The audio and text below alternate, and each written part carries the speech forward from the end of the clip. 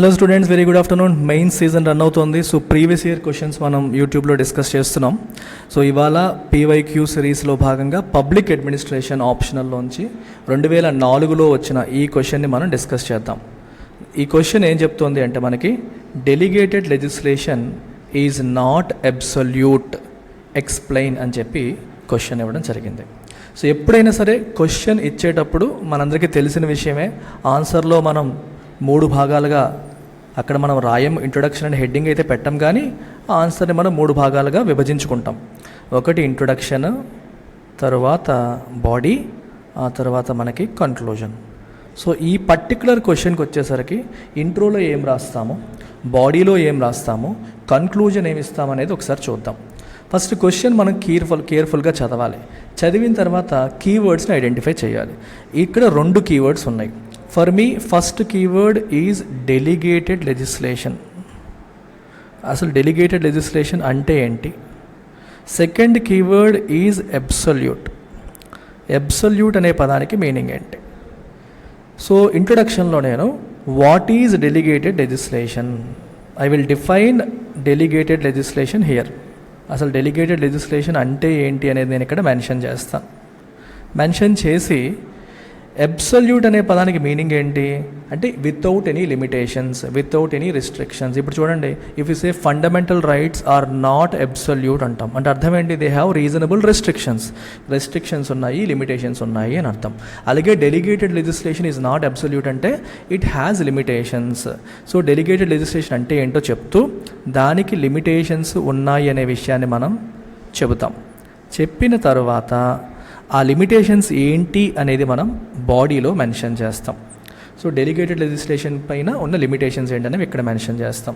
And finally we will do a కన్క్లూజన్లో delegated legislation అనేది మంచిదైనప్పటికీ దానికి సర్టెన్ లిమిటేషన్స్ అనేవి ఉన్నాయి.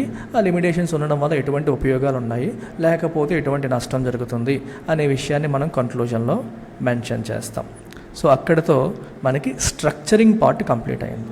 సో మైండ్లో మనం స్ట్రక్చర్ కంప్లీట్ చేసుకున్న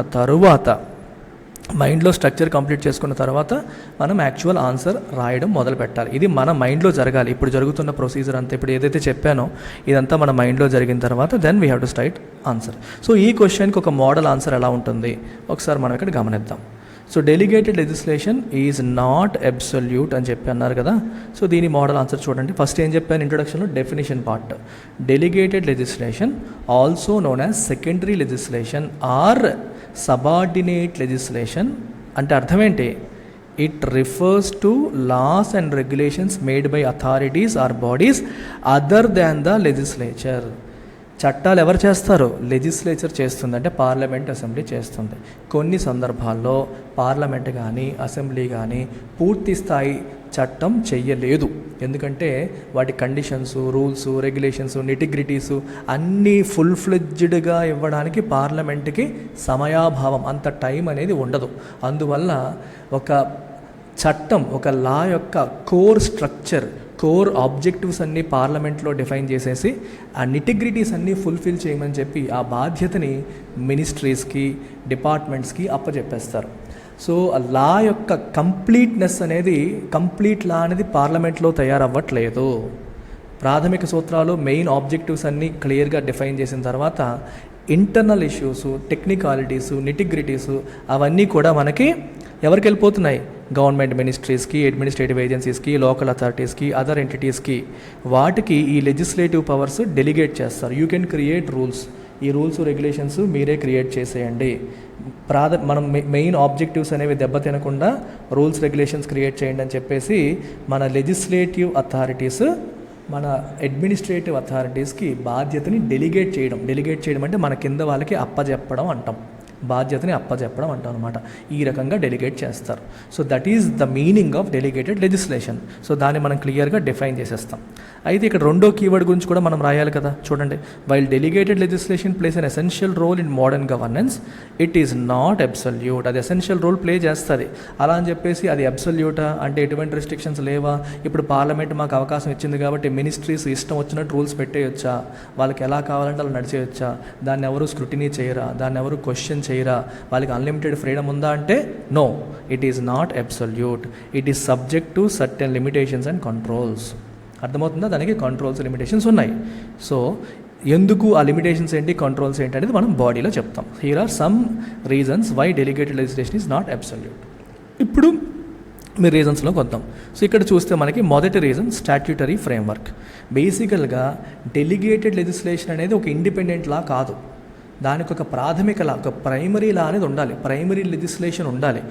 ఇప్పుడు చూడండి, ఇది ప్రైమరీ లెజిస్లేషన్. ప్రైమరీ లెజిస్లేషన్లో సో మెయిన్ ఆబ్జెక్టివ్స్ అన్నీ ఫిక్స్ చేశారు, కొన్ని గ్యాప్స్ ఉన్నాయి. సో వీళ్ళు ఏం చెప్తారంటే ఈ గ్యాప్స్ ఏవైతే ఉన్నాయో ఈ గ్యాప్స్ మాత్రం మీరు ఫుల్ఫిల్ చేయండి అంటారు. సో ఈ అడ్మినిస్ట్రేటివ్ అథారిటీస్ వీళ్ళంతా ఈ గ్యాప్స్ ఫుల్ఫిల్ చేస్తారు, ఈ గ్యాప్స్ నింపుతారు. సో ఈ గ్యాప్స్ అన్నీ కలిపి మనకు ఒక ప్రాథమిక మెయిన్ చట్టం అయిపోతుందా? అవ్వదు. ఫస్ట్ ఆఫ్ ఆల్ ఈ పోర్షన్ మాత్రమే వీళ్ళు చేయాలి, which means there has to be a primary legislation. ఒక ప్రైమరీ లెజిస్లేషన్ లేకుండా మనం ఏం చేయలేం కదా. ఫస్ట్ ప్రైమరీ లెజిస్లేషన్ ఉంటేనే తర్వాత ఈ సెకండరీ లెజిస్లేషన్కి స్కోప్ ఉంటుంది. సో అదే ఇక్కడ రాశారు, స్టాట్యూటరీ ఫ్రేమ్వర్క్ అని రాశారు. Delegated legislation must be authorised, first authorisation రావాలి, and consistent with an existing primary and enabling statute. Legislature pass చేసిన ప్రైమరీ స్టాట్యూట్తో, ప్రైమరీ చట్టంతో అది కన్సిస్టెంట్గా ఉండాలి. ఇక్కడ నువ్వు రాసిన పాయింట్ ఒరిజినల్ ఆబ్జెక్టివ్ని దెబ్బతీసేలా ఉండకూడదు.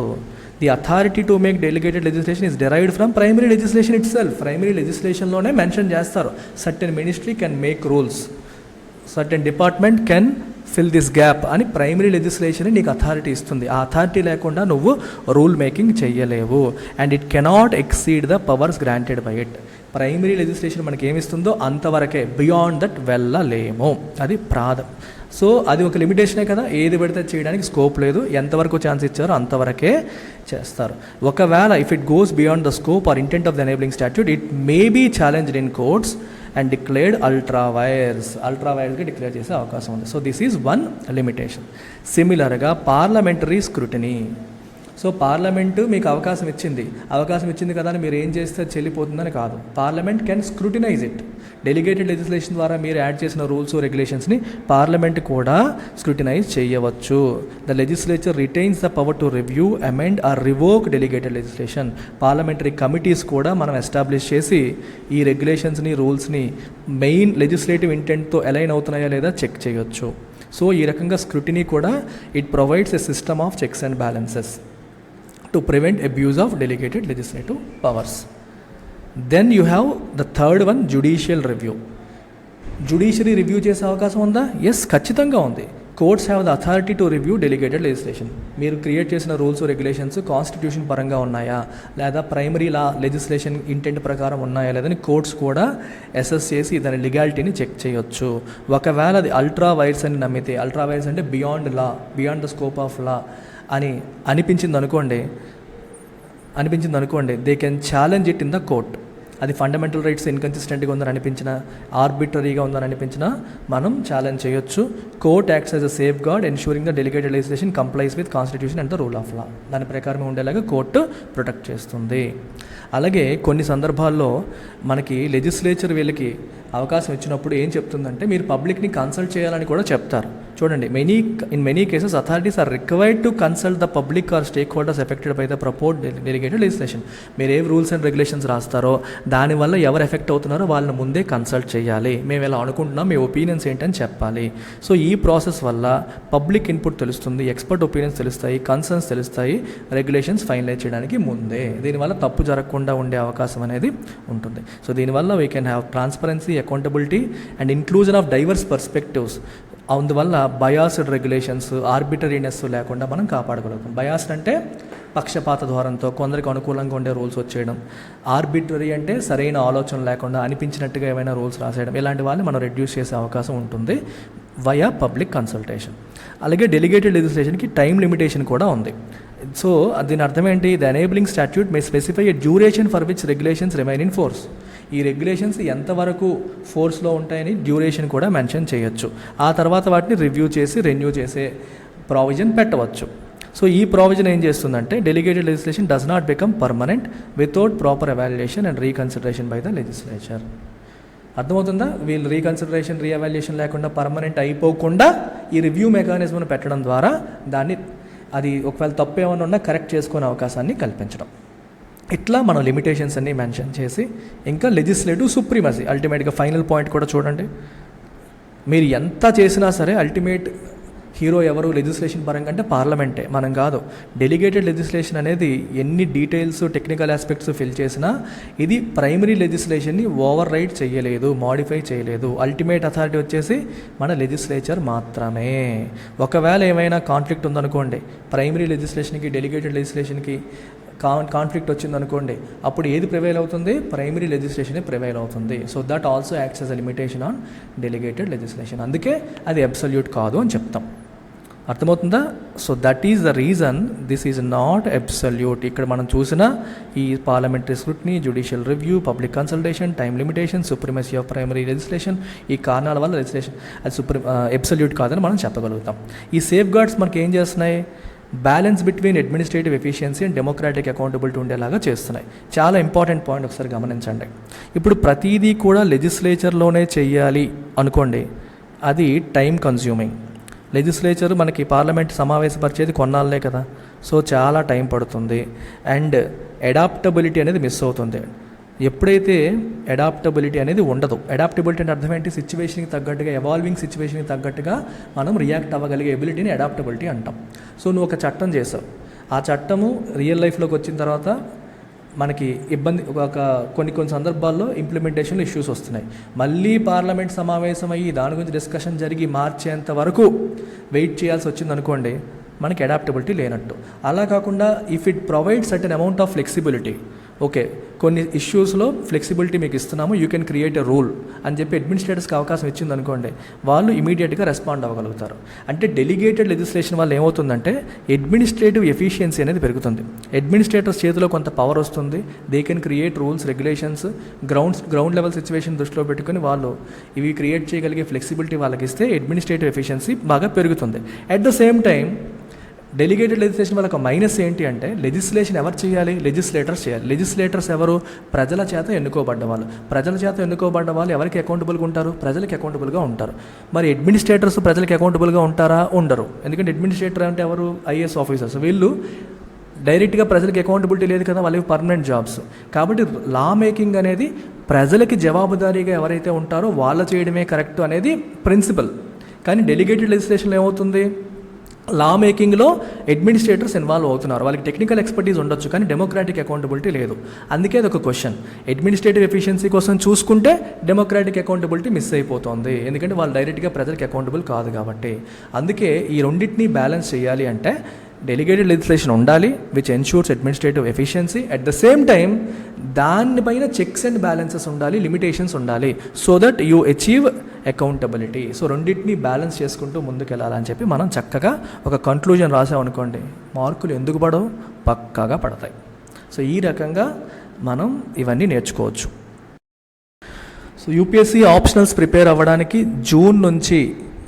జూన్ నుంచి డిసెంబర్ అనేది పర్ఫెక్ట్ టైం. ఈ టైంలో బిగినర్స్ ఎవరైనా ఉంటే ఆప్షనల్ ప్రిపరేషన్ స్టార్ట్ చేయాలి.